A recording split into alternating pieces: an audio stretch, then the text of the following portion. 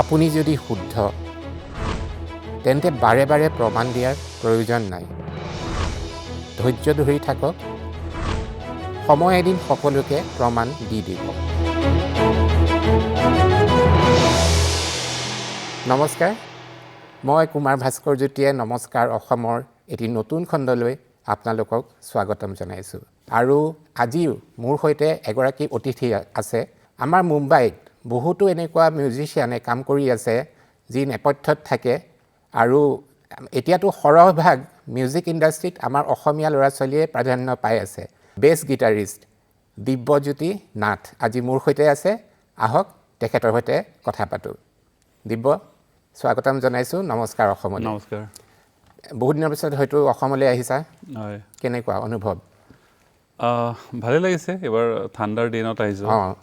আৰু এতিয়া এনজয় কৰি আছোঁ অকণমান ইয়াতে, ভাল লাগিছে। হেৰি, এতিয়া প্ৰগ্ৰেম এইকেইদিন নাই তোমাৰ তাৰমানে? মাজতে আছিলে মোৰ 10 দিনমান, এতিয়া নাই। গতিকে মই এইবাৰ আহিলোঁ, আকৌ উভতি যাম আকৌ কেইদিনমানৰ পিছত।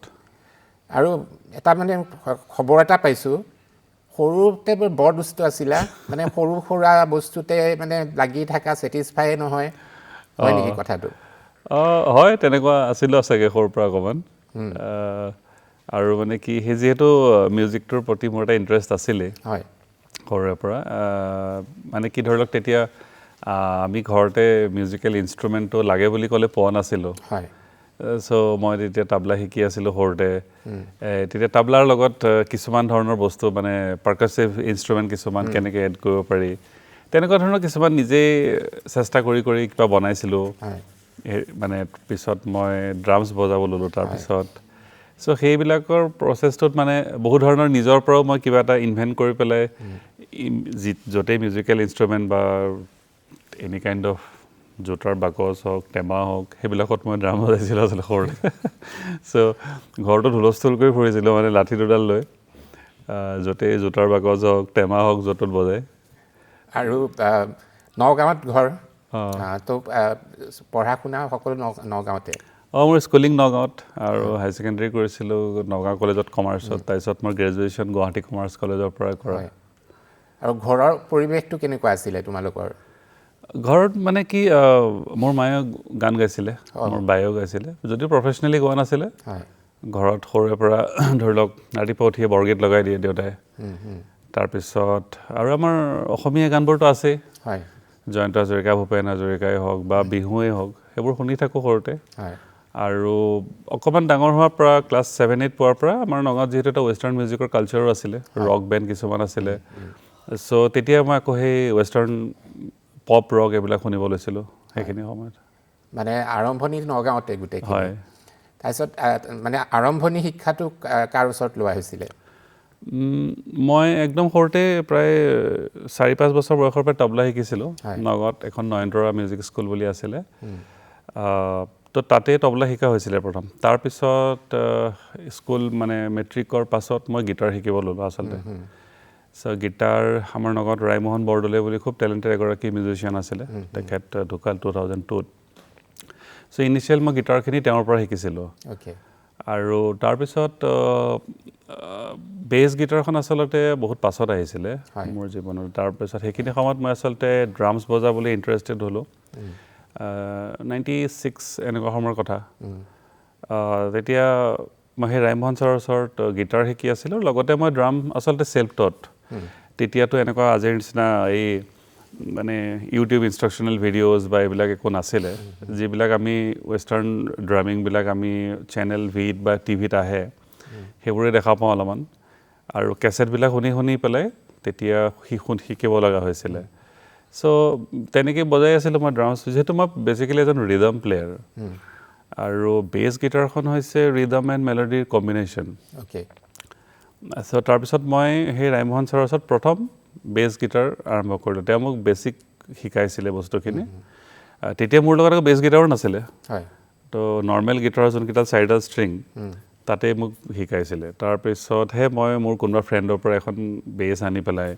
এনেই নিজে প্ৰেক্টিছ কৰোঁ অকণমান, বা এলবামবিলাক শুনি পেলাই লিচনিংটোৰ হেৰি কৰোঁ অকণমান, তেনেকেই প্ৰেক্টিছ কৰা আচলতে। আৰু নগাঁৱত মানে কয় সাংস্কৃতিক দিশত মানে খুবেই আগবঢ়া মানে বহু কেইগৰাকী ব্যক্তি সাংস্কৃতিক দিশত তেওঁলোকৰ অৱদান বহুতেই বেছি আছে বহুত তো তেনে কোনো ব্যক্তিৰ সংস্পৰ্শলৈ আহিছিলানে তেতিয়া সেইখিনি সময়ত আচলতে আমি যেতিয়া তবলা শিকিব যাওঁ ক্লাছিকেল মিউজিকৰ এটা বহুত ভাল চৰ্চা চলিছিলে নগাঁৱতে তাৰমানে আৰু আপুনি জানে মানে নগাঁওখনক অসমৰ ভাতখাণ্ডে বুলি কোৱা হৈছিলে সেইখিনি সময়ত 90s মানলৈকে নগাঁৱৰ পৰিৱেশটো বহুত বেলেগ আছিলে তাৰপিছত লাহে লাহে সলনি হোৱা আৰম্ভ কৰিলে অসমত যিহেতু সেই সময়খিনিত আমি মিউজিচিয়ানবিলাকক দেখিছোঁ মই তেনেকৈ বিবেকানন্দ ভট্টাচাৰ্যক পাইছোঁ তেতিয়া এবাৰ মই তবলা শিকিব যাওঁতে কিন্তু মই তেওঁৰ পৰা তবলা শিকা নাছিলোঁ আৰু তেতিয়া যিহেতু আমি একদম সৰু মানে আমাৰ আৰিফুল হক আছিলে তেওঁৰ ৰেডিঅ' আৰ্টিষ্ট তেওঁৰ গানবিলাক কিছুমান শুনো আমি শ্ব' চাবলৈ গ'লে তেওঁলোকক দেখোঁ তেনেকৈ বহুত ডাঙৰ মানুহ আছিলে আমাৰ মানে এতিয়া নগাঁৱত আপুনি নাম কৈ শেষ কৰিব নোৱাৰিব আচলতে নৱকান্ত বৰুৱা ভৱেন্দ্ৰনাথ শইকীয়া ছাৰৰ পৰা আৰম্ভ কৰি বহুত মানে তাত পাৰবিন চুলতানা মানে বহুত মানুহ আছিলে তো সেই চৰ্চাটো আছিলে নগাঁৱতখনত সেই সময়খিনিত আৰু আমি সৰু থাকোঁতে অলপ দেখা বহুত মনত আছে যে আমাৰ ডিষ্ট্ৰিক্ট লাইব্ৰেৰীত প্ৰত্যেক সপ্তাহতে প্ৰায় নাটক হৈছিলে সেই নাটক চোৱাৰ আমি এনেই মাহঁতৰ লগত গৈ নাটকবোৰ চাওঁ আৰু তেতিয়া নাটকবিলাকত প্ৰথম আমাৰ যতীন দাক দেখা পাওঁ আমাৰ এতিয়াৰ যতীন বৰা চ' আমি তেতিয়া আৰ্ট স্কুল এখনো আছিলে নগাঁৱত দেই মানে এভৰি ছানডে হয় সেই আৰ্ট স্কুলত আমাৰ যতীন দাই আকৌ খুব ভাল আৰ্ট কৰে দেই তেওঁ খুব ভাল আৰ্টিষ্ট সেই আমি যতীন ছাৰ বুলি মাতিছিলোঁ তেতিয়া তেওঁ মানে আমাক আৰ্ট শিকাইছিলে আমি স্কুলত থাকোঁতে চ' তেনেকুৱা কথা চ' তেওঁলোক সেই বহুত এক্টিং বা এইবিলাক ক্ষেত্ৰতো নাটক এনেকুৱা মানে মিউজিক এই বস্তুবিলাক এটা যিকোনো ধৰণৰ পৰিৱেশ এটা তাত খুব ডাঙৰকৈ জয়ন্ত হাজৰিকাৰ কম্পিটিশ্যন হয় ভূপেন হাজৰিকাৰ হয় এইবিলাক মানে হৈয়ে থাকে কিবা নহয় কিবা এটা ডিষ্ট্ৰিক্ট লাইব্ৰেৰীটোত চ' সেই যিহেতু আমাৰ স্কুলখন ডিষ্ট্ৰিক্ট লাইব্ৰেৰীটো ৱালতে লগা তো মই স্কুলৰ পৰা ওলাই যেতিয়াই ডিষ্ট্ৰিক্ট লাইব্ৰেৰীত কিবা এটা হৈ থকা দেখোঁ মই ডিষ্ট্ৰিক্ট লাইব্ৰেৰীটো সোমাই যাওঁ সোমাই গৈ এনেই বহি থাকোঁ পিছফালে কিনো হৈ আছে চাবলৈ বিভিন্ন ধৰণৰ অনুষ্ঠান হৈ থাকে এই কেতিয়াবা মিটিং হৈ আছে বা মিটিংখনো চাই থাকোঁগৈ ভাবোঁ কিবা আকৌ কোনোবাই গান গাব আহিব নেকি বা কিবা এটা হ'ব নেকি তেনেকুৱা আৰু চ' সেইকাৰণে হয়তো সেই আমাৰ ছাৰাউণ্ডিংছটোত সেই পৰিৱেশবিলাক আমি দেখি আছিলোঁ সৰুতে নগাঁওখনত মঞ্চত পৰিৱেশন কেতিয়া কৰিছা মানে তবলাই হওক তবলা বহুত সৰুৰ পৰা স্কুলত থকাৰ পৰা মানে কি হয় যেতিয়া আমাৰ স্কুলত কম্পিটিশ্যনবিলাক হয় তেতিয়া কেইজনমানে মিউজিচিয়ান থাকে মোক তবলা বজাব লগাই দিয়ে মই ধৰি লওক 15-20টা আৰ্টিষ্টৰ লগত একেলগে তবলা বজাই থাকিব লাগে তেনেকুৱা আৰু কম্পিটিশ্যনবিলাকতো তেনেকুৱাই হয় আৰু মোৰ বা যিহেতু গান গাইছিলে গাৰ্লছ স্কুলত আছিলে তো তাত যাওঁ তেতিয়া মই বাৰ লগত বজাব যাওঁ তবলা বজাবলৈ তেতিয়া কি হয় আৰু 15-20জনীমান ছোৱালী আহি যায় তবলা প্লেয়াৰ নাই বোলে মই বজাই দিব লাগে তো মই বজাই থাকোঁ আৰু গোটেই দিনটো তেনেকুৱা আৰু এগৰাকী ব্যক্তি যিহেতু তবলাৰ কথা ওলাইছে এগৰাকী ব্যক্তিৰ বিশেষ প্ৰভাৱ আছে বুলি মই শুনিছোঁ তোমাৰ জীৱনত উস্তাদ জাকিৰ হুছেইন লগ পাইছিলানে মই লগ পাইছোঁ বহুতবাৰ কিন্তু আনফৰ্চুনেটলি মই তেওঁৰ লগত ষ্টেজ শ্বেয়াৰ কৰি বা ৰিচেণ্টলি মানে এই শেষ এতিয়া আৰু 5-10 বছৰ আগৰ কথা মই কৈ আছোঁ সৰুতে যেতিয়া আমাৰ মিলে সুৰ মেৰা তোমাৰা এটা এই DD1ত এইটো বাজিছিলে তাত পিছৰ ফাললৈ যোনটো এটা মিউজিক য'ত পণ্ডিত ৰবিশংকৰ পৰা চিতাৰ দিয়া আৰম্ভ হয় তেনেকুৱা লাষ্টৰ ফাললৈ আল্লা ৰাখা আৰু জাকিৰ হুছেইনৰ যোনটো এটা যুগলবন্দী দেখায় তো সেই বস্তুবিলাক দেখি প্ৰথম খুব মন যায় তেতিয়া যে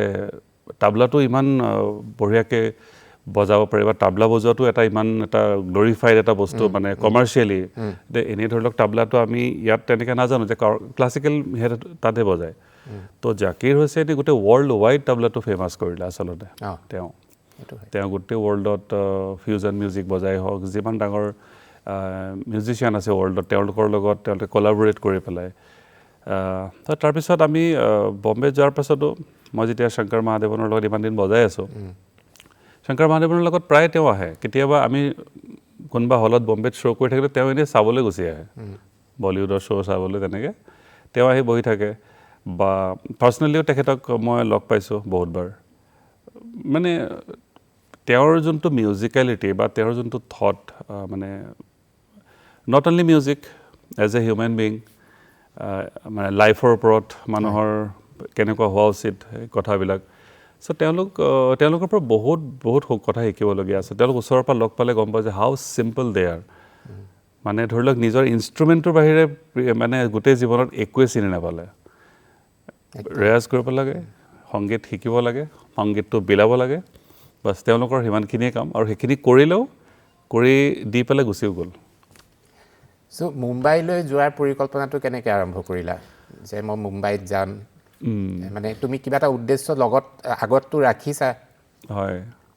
কেনেকৈ আৰম্ভ হৈছিল না আচলতে মোৰ গ্ৰেজুৱেশ্যনৰ পাছত সেই সময়খিনি অকণমান মই এটা কনফিউজন অৱস্থাত আছিলোঁ যে কি কৰা যায় আচলতে বিকম কৰাৰ পাছত তেনেকৈ এটা ভাবিলোঁ মিউজিক কৰিম কিন্তু মিউজিক বস্তুটো মানে তেতিয়ালৈকে অলপমান ভাবি আছিলোঁ যে কেনেকৈ ষ্টাৰ্ট কৰা যায় যিহেতু মোৰ তেনেকুৱা কোনো ঘৰত প্ৰফেচনেল মিউজিচিয়ান নাই যে মোক কোনোবাই হেল্প কৰিব বা এনেকুৱা মই তো ভাবিলোঁ কিন্তু তাৰপিছত মই যিটো ষ্টুডিঅ' তেতিয়া মাজে মাজে মই যাওঁ ইয়াৰ গুৱাহাটীৰ ষ্টুডিঅ' কিছুমানত চাবলৈ তো মোৰ ষ্টুডিঅ' কামবিলাকৰ প্ৰতি অকণমান আগ্ৰহ আহিলে তো মই ভাবিলোঁ মই ছাউণ্ড ইঞ্জিনিয়াৰিং কোৰ্চটো কৰিলে ভাল হ'ব তাৰপিছত মই বম্বেত আচলতে প্ৰাইভেট ইনষ্টিটিউট এটাত মই এটা ছাউণ্ড ইঞ্জিনিয়াৰিঙৰ ডিপ্ল'মা কোৰ্চ কৰিলোঁ তাতে তো মই আচলতে 2003ত বম্বে গৈছিলোঁ ছাউণ্ড ইঞ্জিনিয়াৰিং কৰিবৰ কাৰণে কোৰ্চটো কৰাৰ পাছত মোৰ আকৌ ছাৰ আছিলে তাত এজন মানে ধৰি লওক ইণ্ডিয়াৰ top most Daman Sood sound engineer তেওঁ হেড অফ দ্য ডিপাৰ্টমেণ্ট আছিলে তাৰপিছত আৰু দুজন ফেকাল্টি আছিলে মুজিব দাদৰকাৰ আৰু বিজয় বেনেগল তো মুজিব দাদৰকাৰ আছিলে জাকিৰ হুছেইনৰ মানে চাইল্ডহুড ফ্ৰেণ্ড অ'কে চ' তেওঁ জাকিৰ হুছেইনৰ প্ৰথম শ্ব'ৰ পৰা অলমষ্ট কমাৰ্চিয়েল গোটেই ৱৰ্ল্ড ৱাইড জাকিৰ হুছেইনে কৰা শেষ মানে ট'ৰ যোনটো আমেৰিকাত কৰিছিলে তালৈকে সেই শ্ব'টোলৈকে সেই মুজিব দাদৰকাৰ ছাৰ আছিলে মানে তেওঁৰ লগত চ' তেওঁ খুব হেল্পফুল এজন মানুহ তেওঁৰ বা মোক বম্বেৰ বহুত মানুহৰ ওচৰত পঠাইছিলে মই এজ এ মিউজিচিয়ান লগ পাবৰ কাৰণে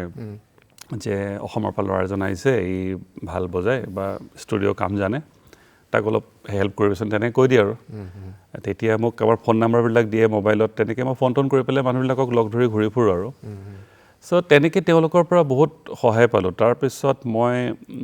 বেছ গিটাৰখন তেতিয়া যিহেতু মই অসমত ভালকৈ শিকা নাছিলোঁ মই এনেই বজাওঁ চেল্ফ টট মই শুনি পেলাই তেনেকৈ বজাওঁ কিন্তু মই তাত গৈ দেখিলোঁ যে তাত আচলতে বেছিক বস্তুবিলাক যদি মই নিশিকোঁ বা মই ষ্টাইলটো নিজৰ ডেভেলপ নকৰোঁ তেতিয়াহ'লে কিন্তু তাত মই কম্পিট কৰিব নোৱাৰিম বম্বেত চ' সেইকাৰণে মই আকৌ মোৰ মানে ওৱান অফ দ্য বেষ্ট এতিয়া লেজেণ্ড লিভিং লেজেণ্ড বুলি কোৱা হয় কাৰ্ল পিটাৰ্ছ বেছ guitarist the one and the only মানে জেজ বেছিছ বুলি ক'লেও ভুল নহয় মানে সেই লেভেলৰ তো তেওঁক মই কণ্টেক্ট কৰিব চেষ্টা কৰিলোঁ যিহেতু তেওঁৰ মই আগতে মই বজোৱা শুনিছোঁ তেওঁৰ অৰিজিনেলি চেন্নাইৰ আছিলে পিছত বহুত বছৰ আগত প্ৰায় 1991 তেনেকুৱাত তেওঁ বম্বে শ্বিফ্ট কৰিছিলে চ' তেওঁক তেতিয়া ফোন নাম্বাৰটো লৈ তেওঁক ফোন কৰোঁ 2004-05ৰ সময়ৰ কথা তেতিয়া তেওঁ বহুত ব্যস্ত আছিলে এভৰি মান্থ ফোন কৰোঁ তেওঁ কয় please call me after 1 month কেতিয়াবা কয় I am busy I am travelling এনেকুৱা হৈ মই মাজে মাজে ফোন কৰি থাকোঁ পাছত এদিন তেওঁক মাতিলে ঘৰত 6 মান্থছমানৰ পাছত মোৰ তেতিয়া এখন 4-string বেছ আছিলে ইয়াতেই কিনিছিলোঁ সেইখন লৈ গ'লোঁ গৈ তেওঁক ক'লোঁ যে মই বেছ শিকিব বিচাৰিছোঁ চ' তেওঁ ক'লে যে কি শিকিব বিচাৰিছা মোক সুধিলে তাৰপাছত মই এইখিনি বস্তুৱে জানো মই বজাই দেখালোঁ তাৰ বাহিৰে মই বিশেষ একো নাজানো মই চেল্ফ টট তো মই কেনেকৈ নিজৰ ষ্টাইলটো ডেভেলপ কৰিম বা প্লেয়িং এবিলিটিটো মই কেনেকৈ বঢ়াম তো তেওঁ মোক তেতিয়া কিছুমান মেটেৰিয়েল দিলে ধৰি লওক VCD কিছুমান দিলে ৱেষ্টাৰ্ণ জেজ ফাংক সেই জনাৰটোৰ প্ৰতি তেতিয়াহে মই ইণ্ট্ৰডিউচ কৰিলে তেওঁ জেজ ফাংক এই মিউজিকটোৰ প্ৰতি আৰু তেতিয়া মই সেইবোৰ শুনি লাহে লাহে খুব বেছি ইণ্টাৰেষ্টেড হ'লোঁ আৰু তেনেকৈ মোক তেওঁ কিছুমান প্ৰচিডিউৰ শিকালে প্ৰেক্টিচৰ কোনবোৰ গান শুনিব লাগিব কেনেকৈ কৰিব লাগিব আৰু সেই তেতিয়া মানে ধৰি লওক মই ষ্টুডিঅ'টো জব কৰি আছিলোঁ আৰু মই বেছখনৰ কাৰণেও প্ৰেক্টিচ কৰি আছিলোঁ নিজৰ ডেমো কিছুমান বনাওঁ যিহেতু মই তেতিয়া যে ছফ্টৱেৰবিলাক শিকা হৈছে ষ্টুডিঅ'ত তেতিয়া মই কৰিব পৰা হ'লোঁ চ' তেনেকৈ বেছ গিটাৰখন প্ৰেক্টিচ কৰি তাৰো বহুত মানুহৰ হেল্প কৰিলে মোক তেনেকৈ জাৰ্ণিটো ষ্টাৰ্ট হৈছিল আৰু তাৰপিছত মই ধৰি লওক বিভিন্ন ধৰণৰ এই মানে মিউজিচিয়ানেই হওক বা ছিংগাৰ হওক তেওঁলোকৰ লগত জড়িত হ'লোঁ হৈ লাহে লাহে শংকৰ এহছান লয় মানে ফাৰ্ষ্ট একচুৱেলি মই প্ৰীতমৰ লগত বজাইছিলোঁ মিউজিক প্ৰীতমৰ লগত প্ৰায় 3 বছৰ ফাৰ্ষ্ট বেণ্ডটো যেতিয়া প্ৰীতম দাৰ ফৰ্ম হৈছিলে লাইফ ইন এ মেট্ৰ'ৰ পাছত এই ৰক গানবিলাক আহিছিলে তেতিয়া প্ৰথম বেণ্ডটো মই আছিলোঁ তাৰপিছত 3 বছৰমানৰ পিছত মই চালিম চুলেমানৰ বেণ্ডত বজালোঁ প্ৰায় 3-4 বছৰ তাৰপিছত শংকৰ এহছান লয় বেণ্ডটো জইন কৰিলোঁ মোহিত চৌহানৰ বেণ্ডতো মই 3 বছৰ আছিলোঁ তাৰপিছত ৰাঘৱ সাচ্চাৰ বুলি এজন খুব ভাল মিউজিচিয়ান আছে বিখ্যাত আৰু মাল্টি ইনষ্ট্ৰুমেণ্টেলিষ্ট তেওঁ খুব চিৰিয়াছ মিউজিচিয়ান তো ৰাঘৱ সাচ্চাৰ বেণ্ডটো তেতিয়া 2009তে ফৰ্ম হৈছিলে তো তেতিয়া আমি বহুত শ্ব' কৰিছিলোঁ কলেজ IITs এইবিলাকত তাৰপিছত আকৌ ফাৰহান আখতাৰৰ এটা বেণ্ড ফৰ্ম হ'ল যিহেতু ফাৰহান আখতাৰে ৰকন যোনখন চিনেমা বনাইছিলে 2008 আই থিংক 2008ত চ' সেই চিনেমাখনত ৰকনৰ গানবোৰ ভাল হৈছিলে খুব ফেমাছ গান আছিলে চব শংকৰ এহছান লয়ৰ মিউজিক আছিলে তো ফাৰহানে তেতিয়া 2013ত ডিচাইড কৰিলে যে তেওঁ এটা বেণ্ড ফৰ্ম কৰিব যিহেতু তেতিয়া গাবলৈও তেওঁলোক শিকিছে বা পাৰফৰ্ম কৰে আৰু তেওঁ he is a very good performer তো তেনেকৈ তেওঁৰ বেণ্ডটো ষ্টাৰ্ট হ'ল তাৰপিছত মই অন এণ্ড অফ আদনান স্বামীৰ লগতো বহুত দিন বজাই আছিলোঁ কেৰ লগতো একচুৱেলি মই ষ্টেজ শ্বেয়াৰ কৰিছোঁ 3খন শ্ব'ত মোক আমাৰ অসমৰ কল্যাণ দা তেওঁ মোক মাতিছিলে বজাবলৈ কাৰণ সেই তেওঁৰ বেছি ইজন নাছিলে চ' সেইটো মোৰ আছিলে এটা লাইফৰ খুব এটা ভাল লগা মুহূৰ্ত মানে আমি কলেজত থকাৰ পৰা কেৰ গানবোৰ আমি চবেই ভাল পাওঁ বা মোৰ খুব ফেভাৰিট আছিলে কে আৰু সেই 3-4টা শ্ব' যে মই কেৰ লগত বজাইছিলোঁ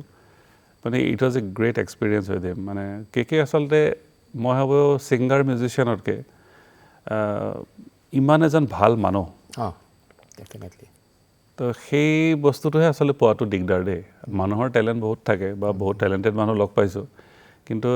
এজন ভাল মানুহ বা সেই বস্তুবিলাক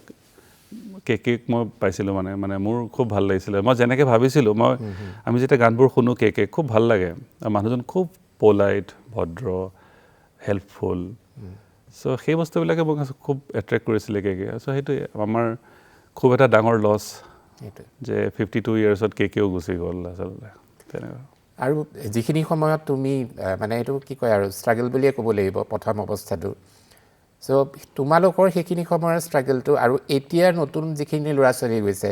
সিহঁতৰ ষ্ট্ৰাগলটোৰ ডিফাৰেঞ্চ কেনেকুৱা তুমি লক্ষ্য কৰিছানে কৰিছোঁ এতিয়া ষ্ট্ৰাগলটো অকণমান অলপ ইজি যেন লাগে মোৰ কিছুমান ক্ষেত্ৰত ইজি কিছুমান ক্ষেত্ৰত আকৌ টানো আমি যেতিয়া গৈছিলোঁ তেতিয়া হয়তো এই ছ'চিয়েল মিডিয়া নাছিলে সেইটো এটা আমাৰ কাৰণে খুব ডাঙৰ অবষ্টেকল নিচিনা আছিল যে মানুহখিনিক আমি কেনেকৈ লগ পাম দেখি থাকোঁ হয় কিন্তু ডাইৰেক্টলি মেছেজো কৰিব নোৱাৰে আমি ফোন নম্বৰো কালেক্ট কৰিব নোৱাৰোঁ সেইটো কাৰণে বহুত কষ্ট কৰি তেওঁলোকক লগ পাব লগা হয় এপইণ্টমেণ্ট ল'ব লগা হয় এনেকুৱা ধৰণৰ কথা কিছুমান থাকে কিন্তু এতিয়া আজিকালি মই দেখিছোঁ যে চব চেলিব্ৰিটিজ যিমান ডাঙৰ ছিংগাৰ মিউজিচিয়ান হওক চব ইনষ্টা প্ৰফাইল থাকে বা ফেচবুকত থাকে বা বিভিন্ন ধৰণৰ ছ'চিয়েল মিডিয়াত থাকে চ' কোনোবা যদি ভাল মিউজিচিয়ানে বা ছিংগাৰে কিছুমান ডেমো বনাই তেওঁলোকক পঠাই দিছে অনলাইন বা ইনষ্টাতে তেওঁলোকক পঠাইছে ফেচবুকত তেওঁলোকে ফটককৈ চাই পেলাই কাৰোবাক মাতি দিয়ে যাৰ টেলেণ্ট আছে সেই তেওঁলোকৰ কাৰণে কিন্তু এতিয়াৰ সময়টো ছ'চিয়েল মিডিয়াৰ যুগত অলপ সুবিধা সেইটো তেওঁলোকৰ কাৰণে ভাল আৰু বেয়া কথাটো হৈছে কি এতিয়া আপোনাৰ মানে কি কম্পিটিশ্যনটো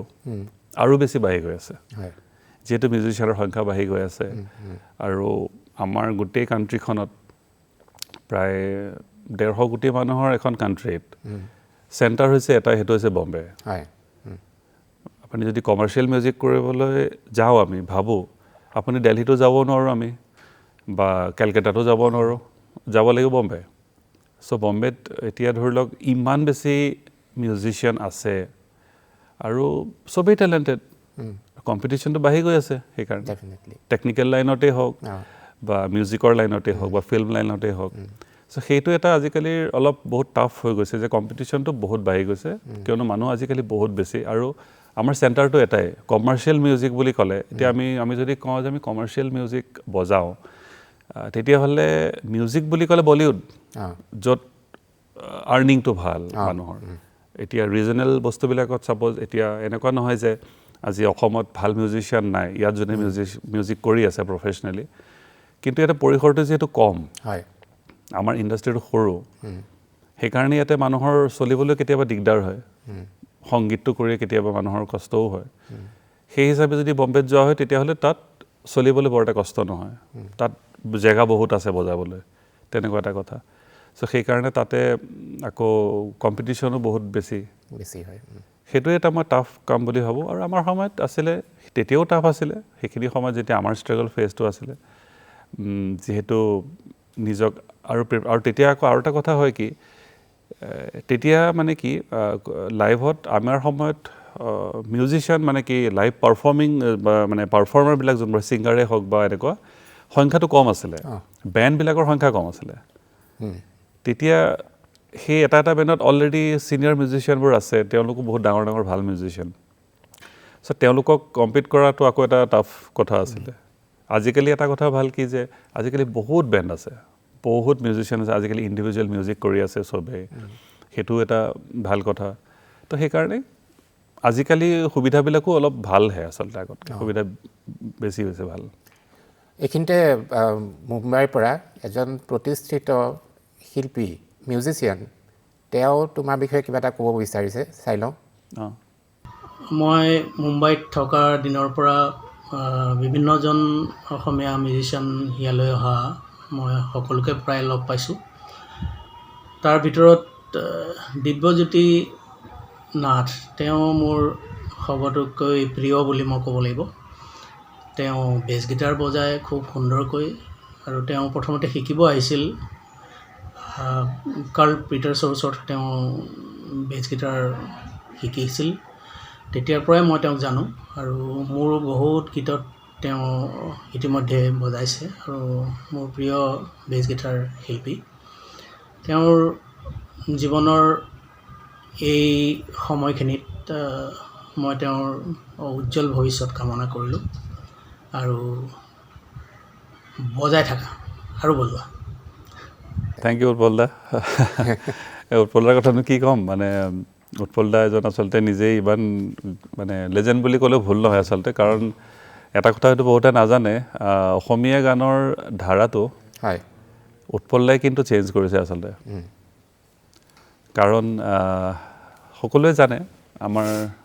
জুবিন দাৰ প্ৰথম প্ৰায় 5-6টা এলবাম তেওঁৰ তত্ত্বাৱধানতে হৈছিলে হয়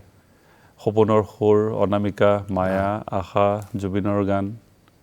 এই গোটেই এলবামবোৰ তাতে জুবিন দায়ে নিজে কৈছিলে আগতে উৎপল দাৰ কথা চ'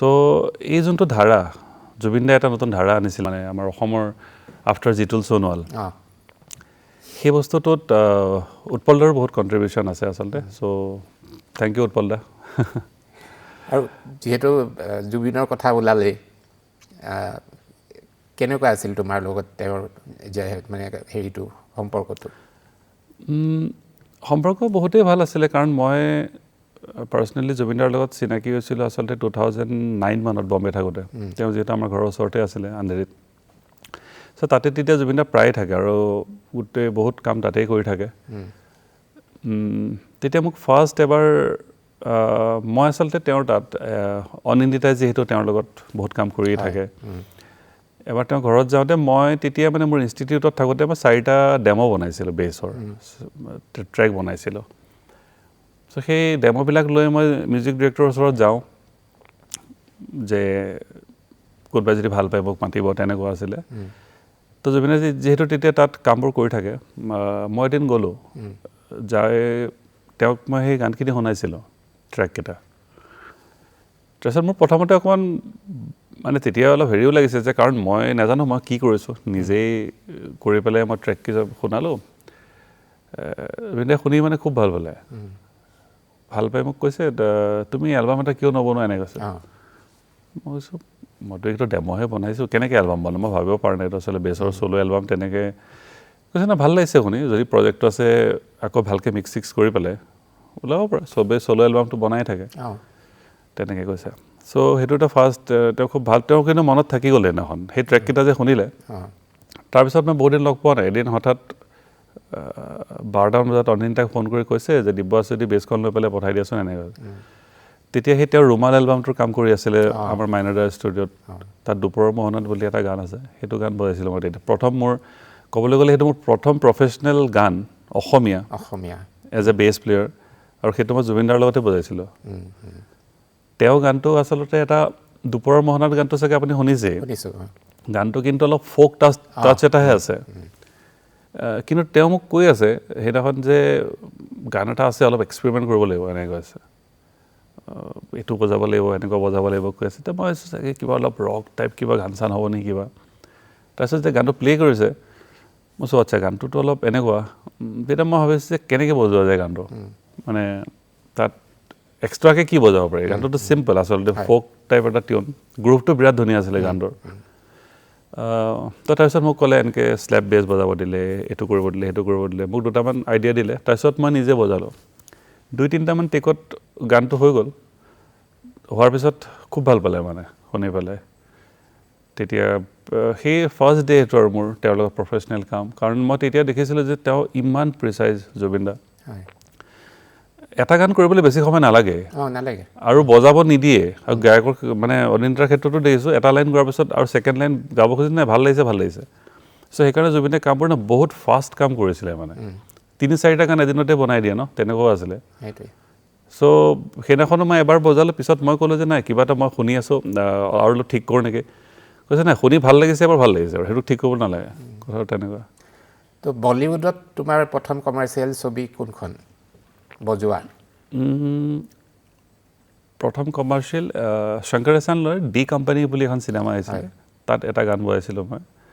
ৰকন 2 বজাইছা তাৰপিছত ৰকন 2ত মই 2টা গান বজাইছিলোঁ তাৰপিছত এখন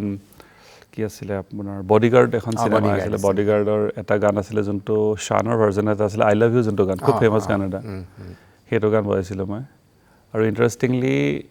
সেই গানটো অৰিজিত সিং আৰু মই একেলগে বহি ৰেকৰ্ড কৰিছিলোঁ তেতিয়া অৰিজিত সিং মানে আমাৰ প্ৰীতম দাৰ তাত এজ এন এৰেঞ্জাৰ থাকে চ' আমাৰ লগত তেতিয়া অৰিজিতে কেতিয়াবা ট্ৰেভেলো কৰিছিলে এজ এ কীবৰ্ড প্লেয়াৰ আচলতে প্ৰত্যেক শ্ব'টোৱে এটা প্ৰথম শ্ব'ৰ নিচিনা লাগে আচলতে মোৰ কিছুমান ক্ষেত্ৰত কিছুমান শ্ব' হয় যে একদম ইউজ টু ছেইম বস্তুটো আমি বজাই থাকোঁ বা মানে যে শংকৰ এহছান লয়ৰ লগতে আমাৰ যোনবোৰ গান থাকে গানবোৰতো অলমষ্ট একেই প্ৰায় ষ্টেজতে ছেইম গানবিলাকেই গোৱা হয় কিছুমানত নতুন নতুন গান এড হয় তো মানে এটা নাৰ্ভাছনেছ থাকে কিন্তু শ্ব'টো আৰম্ভ হোৱাৰ জাষ্ট 5-10 মিনিট পিছত এইটো গুচি যায় কিন্তু আৰু নিজৰ প্ৰথমটো তোমাৰ আছিলে ট্ৰেকটো কাজিৰঙালৈ কৰিছিলা তুমি চ' এইটো কেনেকৈ আহিছিলে মনলৈ কাজিৰঙা ট্ৰেকটো মানে কি সেই মই যে ক'লোঁ আপোনাক এই ডেম' 4টা বনাইছিলোঁ মই জুবিনদাৰ তাত গৈছিলোঁ তেতিয়াৰ পৰাই মোৰ মানে সেইবোৰ এনেকুৱা নিজৰ বেছ অৰিয়েণ্টেড এটা ইনষ্ট্ৰুমেণ্টেল ট্ৰেক তেনেকুৱা বনোৱাৰ মন এটা আছিলে তাৰপিছত মই এদিন তেনেকৈ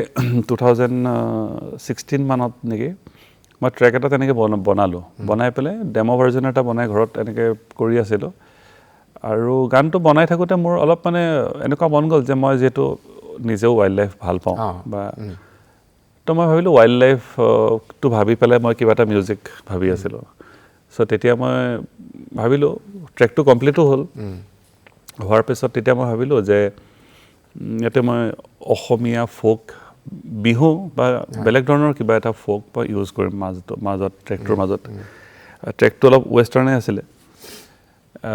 তো তেতিয়া মই ভাবিলোঁ যে যেতিয়া কৰি আছিলোঁ ৱাইল্ড লাইফটো ভাবি পেলাই যেতিয়া ভাবিলোঁ নাম এটা দিব লাগিছিলে তেতিয়া মই ভাবিলোঁ ৱাইল্ড লাইফ মানে আমি অসমত এতিয়া কাজিৰঙাই বুজোঁ তেতিয়া আৰু মানে ধৰি লওক মোৰ কাজিৰঙাখনো মোৰ খুব ভাল লাগে সেইকাৰণে মই ট্ৰেকটোৰ নাম কাজিৰঙা দিছিলোঁ আৰু 2টা ট্ৰেক আছিলে এটা 7th হেভেন বুলি আছিলে এটা দ্য কুৱেষ্ট আৰু এই চাগে এই ভিডিঅ'টো দেখুৱাৰ দৰে মানে সেইটো ভিডিঅ'ত যাদৱ পায়েঙক মই তেতিয়া প্ৰথম ভিডিঅ'টোত ইণ্ট্ৰডিউচ কৰিছিলোঁ আৰু তেওঁৰ মোলাই কাঠনি ফৰেষ্টত গৈ পেলাই শ্বুটিং কৰিছিলোঁ আৰু আমাৰ যোনজন চিনেমেট্ৰগ্ৰাফাৰ পৰাশৰ বৰুৱা বুলি মোৰ আৰু অনিন্দিতাৰ খুব ভাল বন্ধু তেওঁ FTIত চিনেমেট্ৰগ্ৰাফাৰ হয় খুব টেলেণ্টেড এতিয়া বম্বেত খুব ভাল কাম কৰি আছে চ' তেওঁ এটা তেতিয়া কেইবছৰমানৰ আগত যাদৱ পায়েঙৰ এটা অডিঅ' ইণ্টাৰভিউ লৈছিলে চ' মই এদিন সেই পৰাশৰক শুনাইছিলোঁ ট্ৰেকটো তেওঁ ক'লে যে ট্ৰেকটো খুব ভাল লাগিছে মই ভিডিঅ' এটাৰ কথা মই তেতিয়া ক'লোঁ যে তুমি যদি ফ্ৰী আছা আমি 2টা গৈ কাজিৰঙাত শ্বুটিং কৰিম তেতিয়া তেওঁ মোক ছাজেষ্ট কৰিলে যে তুমি হেৰি যাদৱ পায়েঙৰ ফৰেষ্টত গৈ শ্বুটিং কৰিবলৈ বেয়া পাবা নেকি মই তাত যাওঁ মই ভালেই পাম অফক'ৰ্ছ কিন্তু মানুহজনক লগ পোৱাটোহে মুস্কিল তেওঁ এতিয়া ক'ত থাকে কেনেকৈ তেতিয়া ইমান মই তেওঁক কণ্টেক্ট কৰিব পৰা ব্যৱস্থা নাছিলে ইমান তেওঁ ক'লে ঠিক আছে ৰ'বাচোন মই চেষ্টা কৰি চাওঁ তেতিয়া পৰাশৰে আমি কিবা এটা এজন মানুহৰ থ্ৰুদি তেওঁক ঘৰত গৈ ওলাইছিলোঁ এদিন তেওঁ ক'লে যে ঠিক আছে মই ওলাম বুলি ক'লে ভিডিঅ'ত আৰু ভালো পাইছে তেওঁ আৰু তেওঁ ভাল পায় যে যিকোনো মানুহ তেওঁৰ তাততো পৃথিৱীৰ বহুত মানুহ আহি থাকে আৰু যিমানেই মানুহ আহি তাত ধৰি লওক আহে বা তেওঁৰ পাব্লিচিটি কৰে বা সেই আচলতে তেওঁৰ উদ্দেশ্যটোনো কি সেই জংঘলখন বনোৱা সেইটোৱে মানে সেই বস্তুটো যাতে মানুহে বুজি পায় আৰু মোৰ উদ্দেশ্য সেইটোৱে আছিলে যে নট অনলি কাজিৰঙা আমাৰ গোটেই এনভাইৰনমেণ্টটোৱে আজি যিটো অৱস্থাত আমি আছোঁ আচলতে এইটো খুব দুখ লগা কথা যে আমি আচলতে মানে কথাবিলাক কৈ থকা হয় কিন্তু হাতে কামে লগা বস্তুটো এতিয়ালৈকে হোৱা নাই যিটো কথা মই ফিল কৰোঁ আপুনি যদি কেতিয়াবা ইউৰোপত যেতিয়া যাওঁ মই যেতিয়া জাৰ্মানী 2-3বাৰ গৈছোঁ এবাৰ আপোনাৰ বাৰ্লিনেই হওক বা মিউনিক চিটি এইবিলাক হওক ইমান ধুনীয়া চিটি সেইবোৰ কিন্তু চিটিখনৰ মাজত যোনটো প্ৰাকৃতিক সৌন্দৰ্য সেই চিটিৰ মাজতে কমচে কম এখন ডাঙৰ অৰণ্য আছে বুলি ক'ব পাৰি আৰু সেইবোৰ গছ 100 বছৰ পুৰণা 150 বছৰ পুৰণা ইমান পুৰণা গছ এখন চিটিৰ মাজত আজিও কাটা নাই কিন্তু তো তাত গছ কাটিবলৈ হ'লেতো বহুত ডাঙৰ ঘটনা কোনোবাই যদি সেইবোৰ গছ কাটি দিয়ে জেলেই হ'ব বহুত ধৰণৰ তেওঁলোকৰ ষ্ট্ৰিক্ট ৰুল আছে যে তেওঁ উইদাউট পাৰ্মিশ্যন মানে মেয়ৰৰ পাৰ্মিশ্যন তেওঁলোকে তাত কোনো গছত হাত দিব নোৱাৰে তেনেকুৱা ধৰণৰ বহুত ষ্ট্ৰিক্ট ৰুল আছে তাত তো সেইটো কাৰণে চাগে তেওঁলোকে এনভাইৰনমেণ্টটো তেনেকৈ ৰাখিব পাৰিছে ইউৰোপত আৰু সেইটো বহুত এতিয়া হাই টাইম আমাৰ ইয়াত যোনটো লেভেলৰ পলিউশ্যন বা এইবিলাক হৈছে অকল এজন দুজন মানুহে আজি যাদৱ পায়েঙে যদি কয় মই এখন ফৰেষ্ট বনাইছোঁ এইখনৰ কাৰণে সেইটো আচলতে আমাৰ কাৰণে ছাফিচিয়েণ্ট নহয় প্ৰত্যেক মানুহেই সেইটো কৰিব পাৰিব লাগিব আৰু ডেভেলপমেণ্ট লাগে মানুহৰ কিন্তু তাৰ লগত প্ৰকৃতিটো লাগিবই কাৰণ ডেভেলপমেণ্টৰ নামত যদি গোটেই আমি এনভাইৰনমেণ্টটো নষ্ট কৰোঁ গছ চছ কাটি এতিয়া আজি দিল্লীত যিটো অৱস্থা হৈছে মানুহৰ তাত থাকিব নোৱাৰা অৱস্থা হ'ল মানুহৰ লাং ডিজিজ আৰম্ভ হৈ গৈছে এইবিলাক মানে বিভিন্ন ধৰণৰ বেমাৰ আৰম্ভ হৈছে তাৰ মানুহবিলাক এতিয়া আপোনাৰ শ্বিফ্ট কৰি আছে আকৌ দেৰাডুন চাইডে কিন্তু মানুহ শ্বিফ্ট কৰাটোতো সলিউশ্যন নহয় গতিকে সেই তেনেকুৱা ধৰণৰ কথা যে আমি সেই এনভাইৰনমেণ্টটোক যদি ইয়াত ভালকৈ ৰাখিব নোৱাৰোঁ তেনেহ'লে সমস্যা হ'ব আৰু কেইদিনমান বছৰৰ পিছত আৰু এই যিটো তোমাৰ মিউজিক জাৰ্নি এই জাৰ্নিটোত তুমি বহুত মানে বিদেশলৈ বহুতবাৰ গ'লা বহুত শ্ব' কৰিলা কিমানখন দেশ গ'লা এতিয়ালৈ মই 32 কাণ্ট্ৰিজ এতিয়ালৈকে ট্ৰেভেল কৰিছা কোৱা আটাইতকৈ বেছি ভাল লাগিছিলে শ্ব' কৰি পেলাই এতিয়া বাহিৰৰ শ্ব'বিলাক ভালেই লাগে তাতে আমাৰ যদিও আমি যেতিয়া বলিউড শ্ব'বিলাক কৰোঁ চাপ'জ শংকৰ এহছান লয়ৰ লগত গৈছোঁ মই ফৰহান আখতাৰৰ লগত বা প্ৰীতমৰ লগত এনেকুৱা আদনান জামি চ' সেই শ্ব'বিলাকত কি হয় ইণ্ডিয়ান অডিয়েঞ্চেই থাকে মেইনলি তাতে বাহিৰৰ লোকেলো থাকে তো আজিকালিতো মানে আমেৰিকাত বলিউড মিউজিকটো বহুত বেছি পপুলাৰ চবেই পাবতো ক'ৰবাত কেতিয়াবা বলিউড মিউজিক বাজি থাকে এনেকুৱা চ' ভাল লাগে তাৰ চিটুৱেশ্যনবিলাক আৰু যেতিয়া ভাল লাগে যেতিয়া কিছুমান আউটড'ৰ শ্ব' হয় তাত আউটড'ৰ শ্ব'বিলাকত লোকেল মানুহবিলাকো চাবলৈ আহে সেই এনভাইৰনমেণ্টটো মোৰ খুব ভাল লাগে আৰু এইখিনিতে বলিউডৰ আন এগৰাকী মিউজিচিয়ান তেখেতে তোমালৈ এটা বাৰ্তা দিছে চাই লওঁ I'm here to talk about today my very, very dear friend Dibya Jyoti Nath, who's not only an amazing bass player, an amazing composer, but also an incredible human being. We go back about 15 years now. I remember back in 2010 when we started, when I was setting up the band for Coke Studio India, and when I got to meet Dibya, it was instant connect. And we had an incredible time,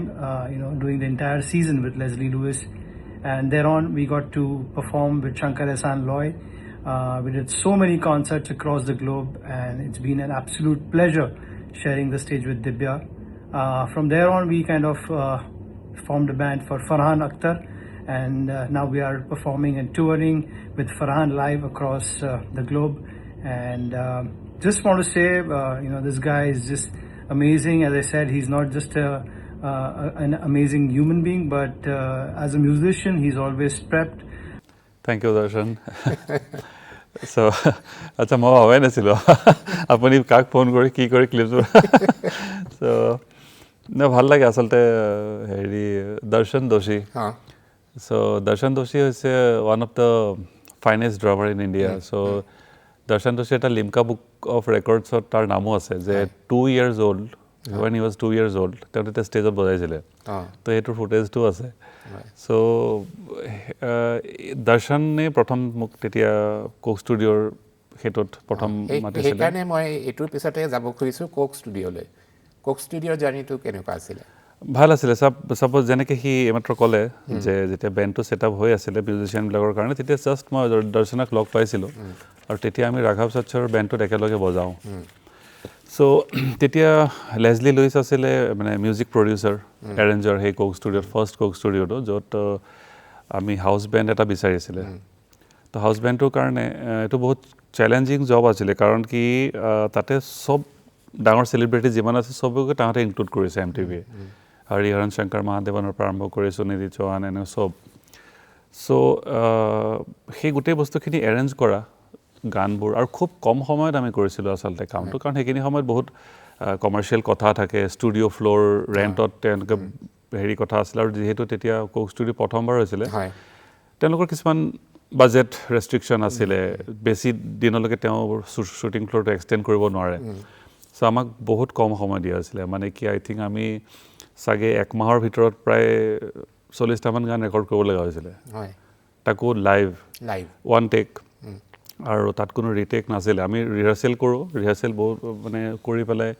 তেনেকৈ কৰিব লগা হৈছে চ' সেইটো এটা খুব ভাল experience আৰু দৰ্শনৰ লগতো মোৰ খুব এটা তেতিয়াৰ পৰাই ভাল সম্পৰ্ক আছে বা মিউজিকেলি কাৰণ মোৰ কাজিৰঙা ট্ৰেকটোতো দৰ্শনে বজাইছে ড্ৰামছ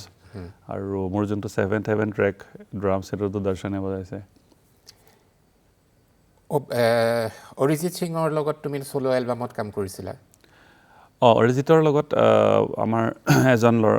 গল্ডি বুলি এজন ল'ৰা আছিলে অসমৰে এতিয়া বম্বেত খুব ভাল কাম কৰি আছে তেওঁ দুটা তিনিটা গান বনাইছিলে চ' সেই দুটা গানত মই বজাইছোঁ এটা গানটো ৰিলিজ হৈছে 2 বছৰৰ আগত অৰিজিতৰ চ'ল' গান আছিলে সেইটো বেৰিয়া বুলি এটা গান আছিলে সেইটো গানত বজাইছোঁ আৰু এটা গান ৰিচেণ্টলি বজালোঁ সেইটো এতিয়ালৈকে ৰিলিজ হোৱা নাই আৰু বাছ অৰিজিতৰ লগততো মই সেইকেইটা গানেই বজাইছোঁ অৰিজিতৰ লগত আৰু বিগত 5-10 বছৰৰ ভিতৰত এই মুম্বাইৰ যিখন মিউজিক ইণ্ডাষ্ট্ৰী তুমি কাম কৰিলা বা ইমান বছৰ কেনেকুৱা ধৰণৰ তোমাৰ নিজৰ ক্ষেত্ৰত তুমি চেঞ্জ দেখিছা মানে চেঞ্জটো বহুতেই আচলতে আপুনি যদি কাম কৰি গৈ থাকে আপুনি এভৰি টাইম মানুহবিলাকক লগ পাই গৈ থাকে বা ডিফাৰেণ্ট প্ৰজেক্টত কাম কৰিবলৈ যায় বা ডিফাৰেণ্ট বেণ্ডৰ লগত বজায় চ' এক্সপিৰিয়েঞ্চটো সেইমতে বাঢ়ি গৈ থাকে আচলতে এক্সপিৰিয়েঞ্চটো বাঢ়ি গৈ থাকে নতুন কথাও শিকিব পাৰি তো সেই হিচাপে সেই চেঞ্জটো আহে মানে এটা সময়ত মই যদি এতিয়া চাওঁ যে 10 years আগত মোৰ যোনটো পজিশ্যন আছিলে 10 years পাছতো মই ছেম কাইণ্ড অফ মিউজিকে কৰি আছোঁ কিন্তু কেতিয়াবা মই ফিল কৰোঁ যে মোৰ এক্সপিৰিয়েঞ্চটোৰ পৰা কিছুমান বস্তু মই শিকিব পাৰিছোঁ মানে যে আগতে মই গান এটা শুনি পেলাই যেনেকৈভাৱে চিন্তা কৰোঁ হয়তো এতিয়া মই অকণমান বেলেগভাৱে চিন্তা কৰোঁ সেই কিছুমান আৰু এটা কথা আছে তাত যেনেকৈ মই উৎপল দাৰ কথা এটাই কওঁ উৎপল দাক যিহেতু আমি লগ পাই থাকোঁ তেওঁ হৈছে মানে মিউজিকৰে হওক তেওঁ এটা জ্ঞানৰ ভঁৰাল মানে আচলতে তেওঁক কিবা এটা মিউজিকৰ কথা লৈ বহুত ধৰণৰ কথা কৈ দিয়ে চ' সেইটোত আপোনাৰ টেকনিকেল কথাও হ'ব পাৰে বা কম্প'জিশ্যন পাৰ্টটো ছিংগিং পাৰ্টটো এনেকুৱা ধৰণৰ বহুত কথা এতিয়া ধৰি লওক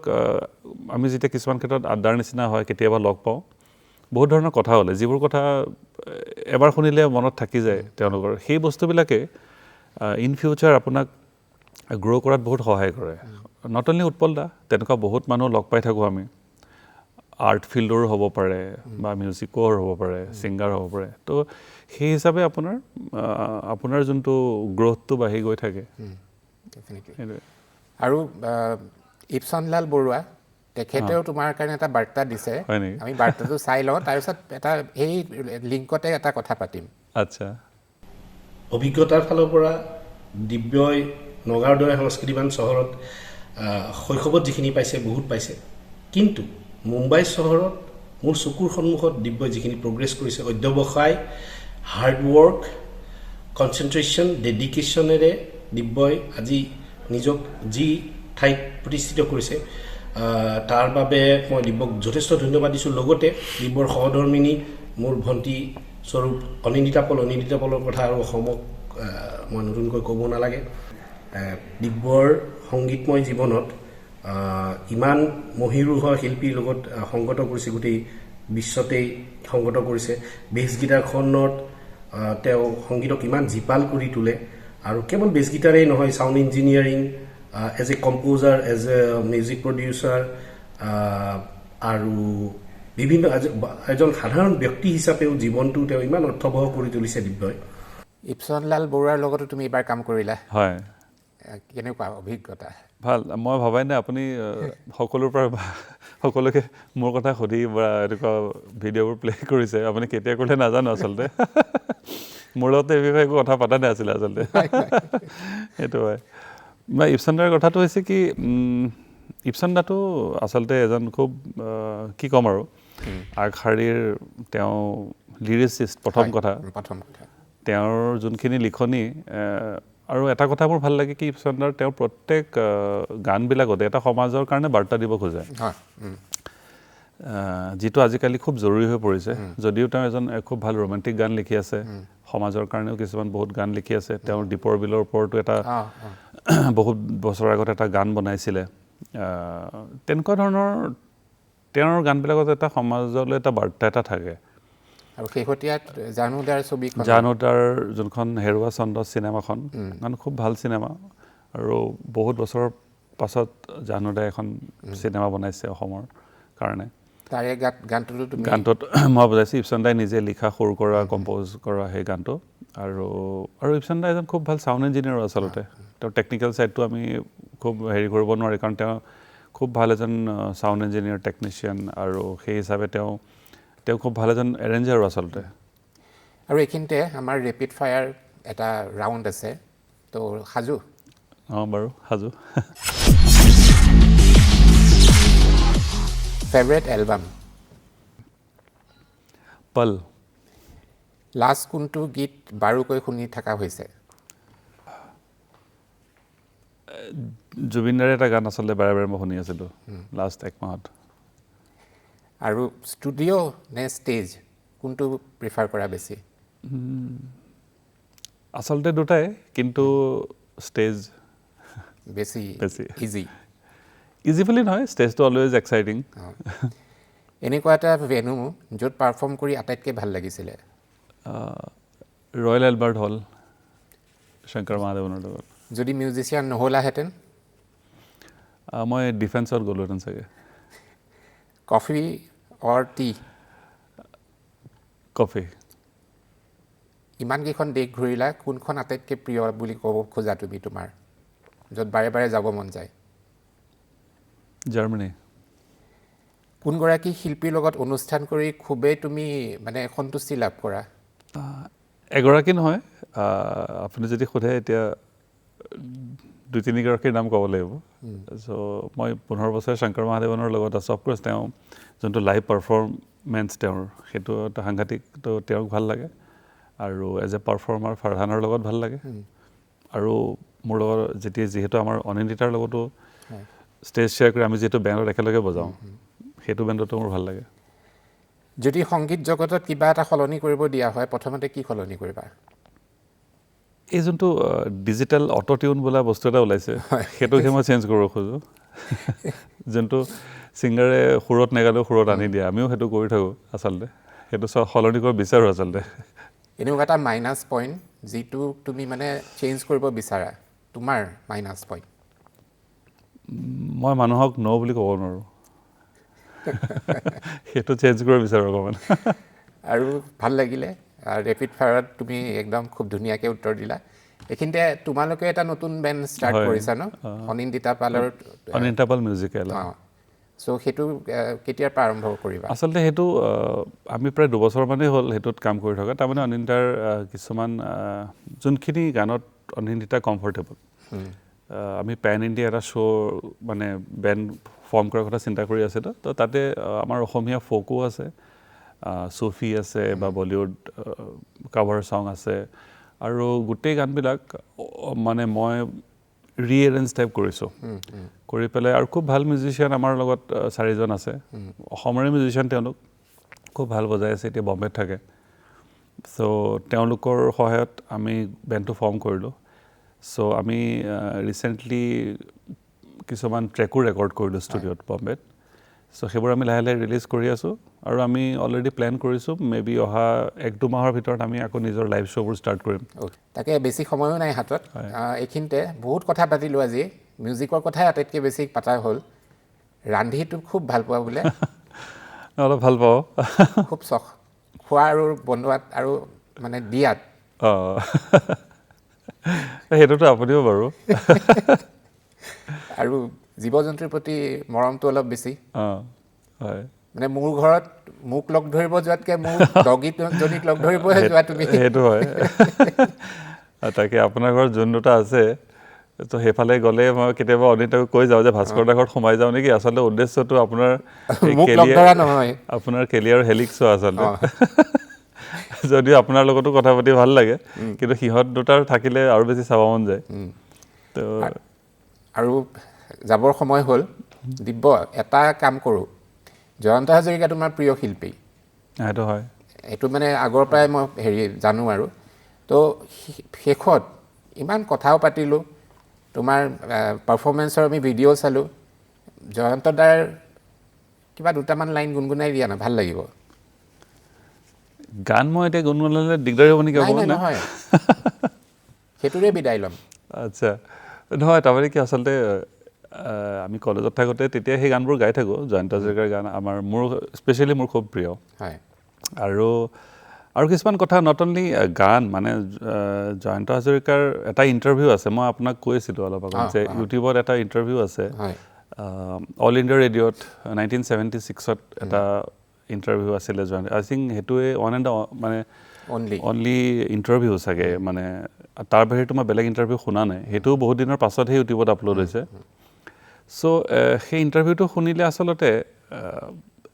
জয়ন্ত হাজৰিকাৰ গানতকৈ যে মানুহজনক মানুহে ভাল পাই পেলাইছিলে আচলতে বেছিকৈ যে সেই ইণ্টাৰভিউটো এটা আচলতে এজন আৰ্টিষ্টক মানে ডিফাইন কৰে যে এজন আৰ্টিষ্ট কেনেকুৱা হোৱাটো উচিত মানে মই আজিলৈকে খুব কম ইণ্টাৰভিউ শুনিছোঁ ইমান এটা সুমধুৰ ইণ্টাৰভিউ বুলি ক'লেও ভুল নহয় তেওঁ যেতিয়া কথা কৈ থাকে যে গান গাই থকাৰ নিচিনাই লাগে আচলতে চ' সেইকাৰণে কিছুমান বস্তুত এটা মানে সাংঘাতিক ৰেচপেক্ট আছে সেই মানে সংগীতজ্ঞজনৰ প্ৰতি মোৰ যে তেওঁৰ গানেৰে নহয় কথাও যে ইমান ভালকৈ কয় আৰু সমাজৰ কাৰণে চিন্তা কৰা এগৰাকী শিল্পী তেওঁ তো সেইকাৰণে হয়তো মোৰ খুবেই প্ৰিয় আছিলে তেওঁৰ গানবোৰ শুনি আৰু এতিয়া অকণমান আমাকো শুনোৱা দৰ্শককো শুনোৱা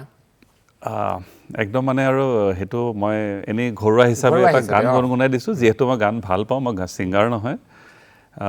যিটো গান মই তেতিয়া কলেজত খুব গাইছিলোঁ দেই গীটাৰখন লৈ পেলাই সুৰাত মগন ভয়ালতে সেইটো জাষ্ট মুখৰাটো গাই দিছোঁ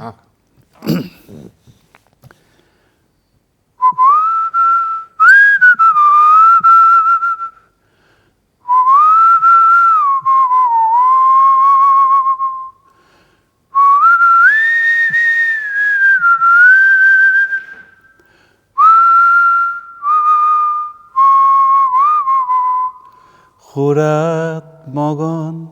ভয়াল ৰাতি মৌন কোলাহল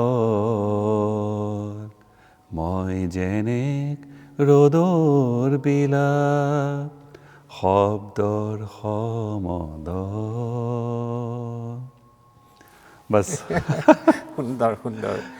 আৰু আগলৈকো লগ পোৱাৰ আশা থাকিলে যোৱাৰ আগতে দৰ্শকক কি ক'ব বিচাৰা এটা কথাই ক'ম দৰ্শকক যে মোক এজন শিল্পী হিচাপে আজি অনুষ্ঠানটোত মাতি আনিছে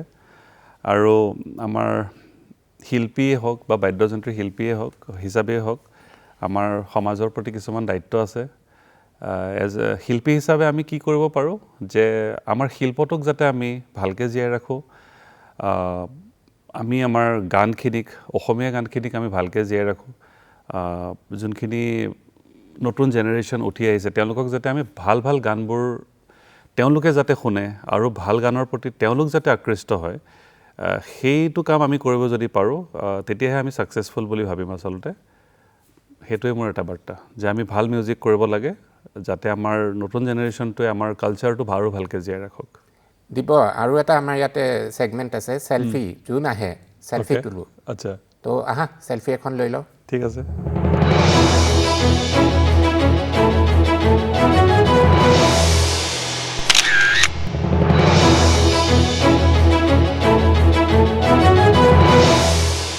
ধন্যবাদ দিব্য আজি ইমানখিনি সময় আমাক দিয়াৰ বাবে অশেষ ধন্যবাদ ৰাজগড়া প্ৰিয় দৰ্শক এয়া আছিলে আজি আমাৰ সৈতে দিব্যজ্যোতি নাথ আৰু নিশ্চয় আপোনালোকৰো ভাল লাগিল কথাবিলাক শুনি যে আমাৰ অসমীয়া এজন এনেকুৱা শিল্পীয়ে বাহিৰত ইমান সুন্দৰভাৱে কাম কৰি আছে সঁচাকৈ গৌৰৱৰ কথা আৰু যাবৰ সময় হ'ল নতুন এটি খণ্ডত আকৌ লগ পোৱাৰে মই ভাস্কৰে আজি এই অনুষ্ঠানৰ পৰা বিদায় লৈছোঁ নমস্কাৰ